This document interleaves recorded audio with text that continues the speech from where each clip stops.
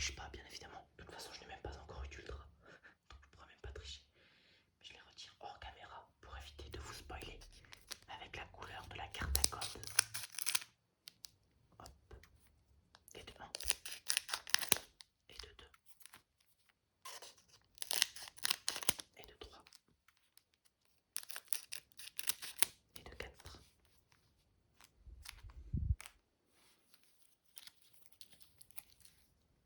Allez, on est parti tout de suite avec le premier booster.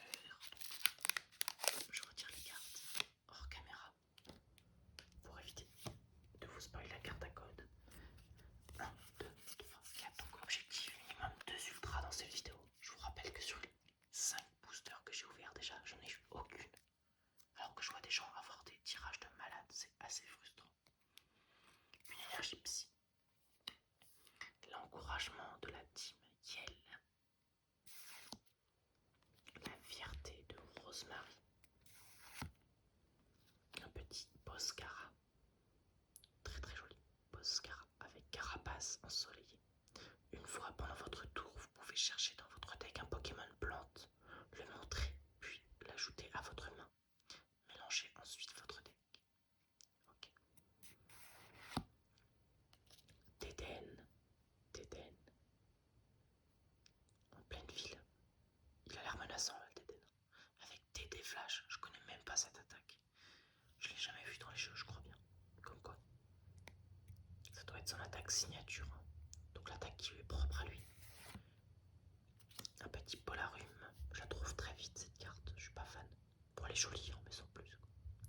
Quand il est en forme, sa goutte au nez devient encore plus visqueuse. Il n'hésite pas à s'essuyer le nez sur un adversaire qui lui déplaît. C'est sale. Le petit Lixie qui joue avec sa queue, je l'avais pas encore vu. Cette illustration de Misu. Très très sympa. Il produit de l'électricité en contractant ses muscles. S'il tremble d'excitation, c'est le signe qu'il est en train d'en générer une grande quantité. Le canard Tichou. Wow, j'avais bien aimé cette illustration. Elle m'avait vachement surpris la première fois, je l'avais pas vue. Mais ouais, très très marrante. Le numéro 83 du Pokédex, le Pokémon Canard Fou, qui fait 80 cm pour 15 kg. Un bon petit canard. Un bon foie gras. Une œuf que je n'avais pas vue. Ok, marrante comme illustration. Je suis pas fan du Pokémon dans cette position, mais pourquoi pas. Même s'il ressemble à un tas d'œufs, il s'agit bien d'un Pokémon. Il paraît qu'ils communiquent entre eux par télépathie. Derrière, enfin, on a une petite secrète. Super, donc, regardez, le numéro de la série. Normalement, c'est sur 172. Et là, on a TG06 sur TG30. Et on a Noctunoir avec son dresseur. Hop là, pardon. Et derrière, Lansargo, que je vais vous montrer tout de suite après. Magnifique, cette carte de Noctunoir. J'adore. Donc ce sont des sortes d'alternatives, mais pas forcément en V. Assez commune, hein. C'est pas une carte ultra rare, mais quand même très jolie. J'aime vraiment beaucoup.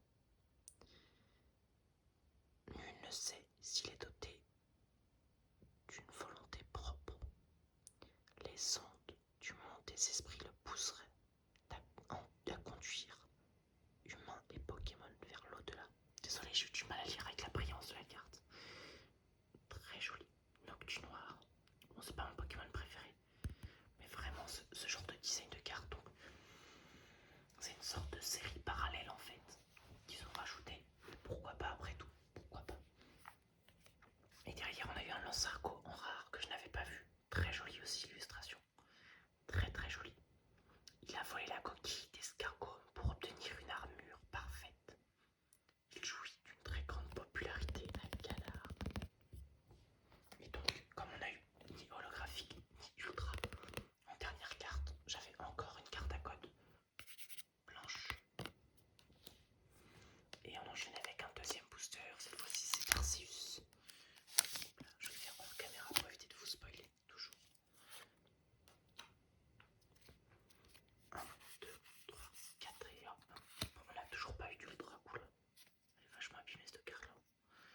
toujours pas eu d'ultra dans la série classique. Deux stars étincelantes avec une énergie haute pour démarrer.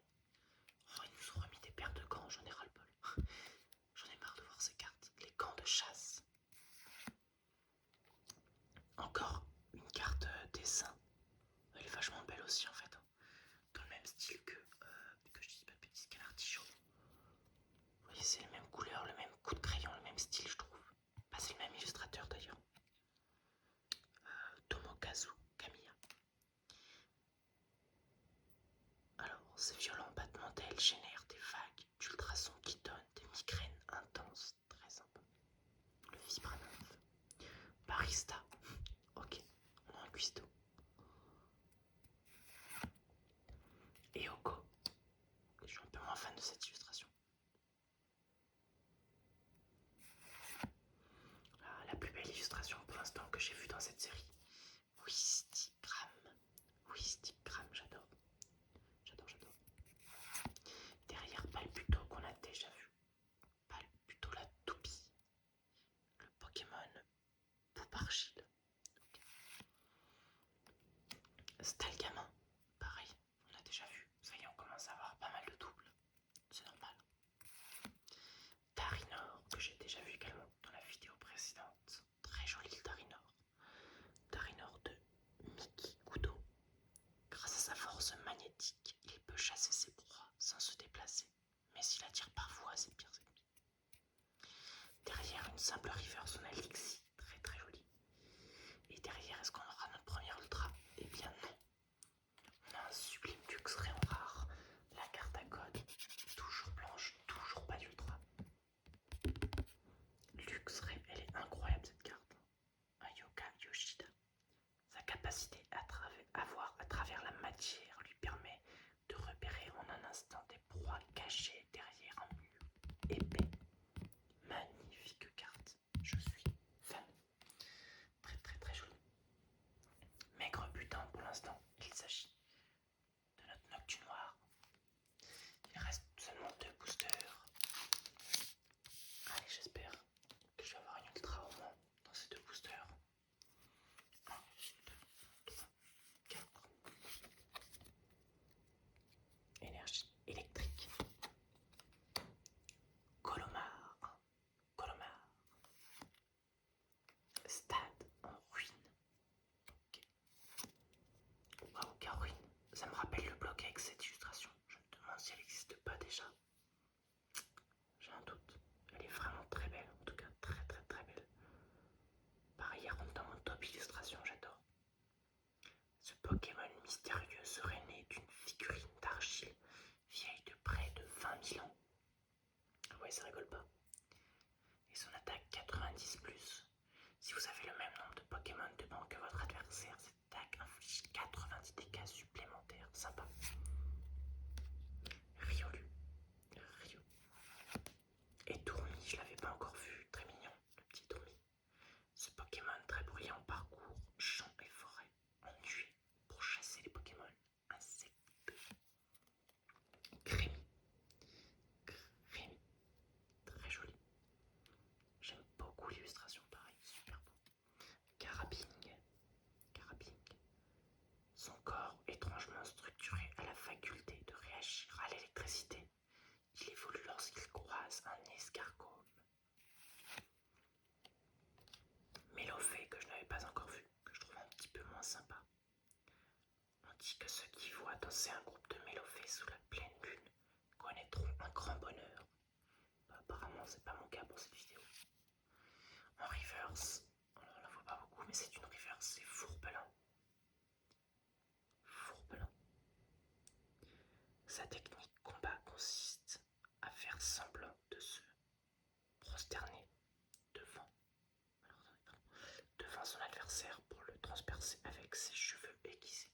Ah ouais, c'est fourbe, en effet, pour de bien soin. Et derrière, toujours pas d'ultra, puisqu'on a Papillordre. Ce Pokémon s'active à la nuit tombée pour voler le miel des apitrines pendant leur sommeil. Bon, là je désespère. Je vais ouvrir devant vous avec le code ce dernier booster.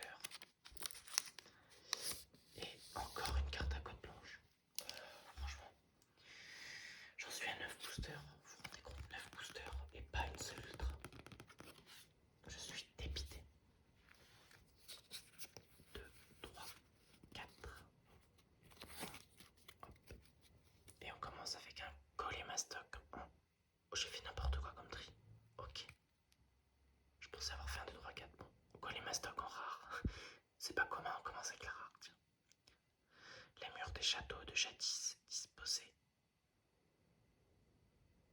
de créneaux, par lesquels les Colimastocs pouvaient tirer leur rayon d'énergie. Elle est très belle là, l'illustration. L'énergie, ok, c'est moi qui fais un mauvais truc, désolé. Désolé. Le petit Bremplouf qu'on avait déjà vu, Bremplouf.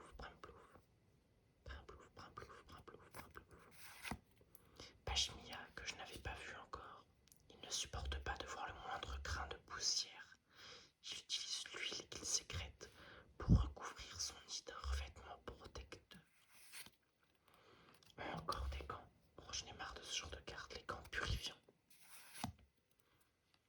Palignon, on dirait qu'il est en train de laver le sol. Palignon la serpillière. Tiplouf, que j'avais déjà vu, très sympathique, en train de faire son petit bonhomme de neige.